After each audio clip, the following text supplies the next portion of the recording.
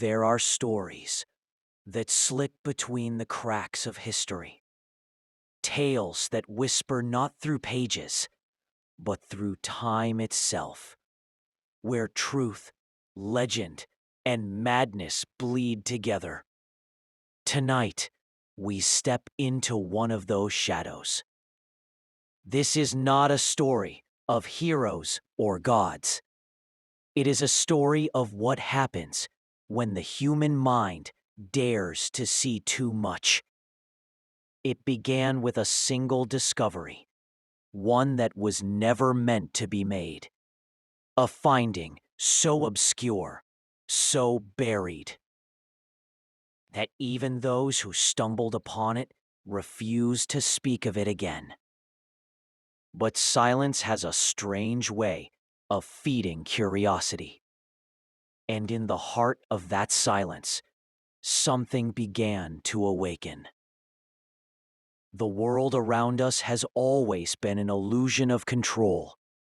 We name the stars, build machines, invent gods, yet we remain fragile, terrified of what lies just beyond the veil. And this is where our story begins, in the archives of forgotten universities and within dust-choked basements where time itself seems to rot. There were whispers of an experiment. It wasn't recorded in any formal document, no official mention in journals or academic records, only fragments, letters, transcripts, and a handful of names that had quietly vanished from history. The project was rumored to explore the limits of human perception.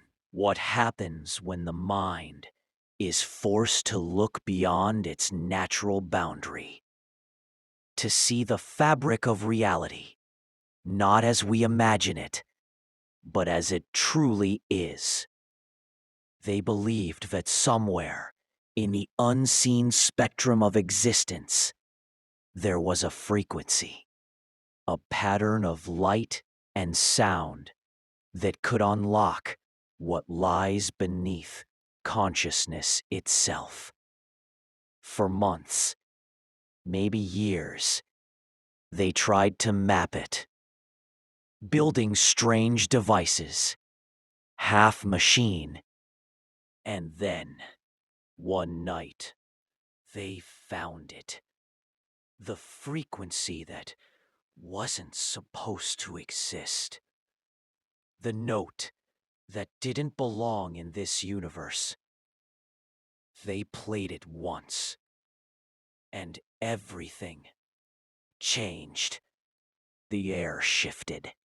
It wasn't just sound, it was pressure, vibration, something alive. The walls began to hum, and for a brief moment, every shadow seemed to move. The observers described the sensation as standing between two realities. One foot still in this world, the other somewhere else. Their instruments failed instantly. Readings scrambled, metal warped, glass cracked under invisible strain. And through that chaos, they swore they saw it. A shape, or perhaps a reflection, watching them from the other side of the frequency. Some screamed that it wasn't looking at them. It was looking through them, as if human existence was nothing but a thin film, a membrane stretched over something much older, something that had been waiting. When the sound finally stopped, the room was silent, and 3 of the researchers were gone. No trace, no bodies, only the residual hum in the floor, like the echo of a heartbeat fading. The project was buried immediately. Files destroyed, names erased, and what little evidence remained was sealed under government classification. but fragments still surface. Old recordings, faded diagrams, and stories from those who claim to have heard the sound themselves. They say once you've heard it, you can never unhear it, because it doesn't just echo in your ears, it echoes inside your mind. The project was buried immediately. Files destroyed, names erased, and what little evidence remained was sealed under government classification. But fragments still surface. Old recordings, faded diagrams, and stories from those who claim to have heard the sound themselves. They say, once you've heard it, you can never unhear it, because it doesn't just echo in your ears, it echoes inside your mind.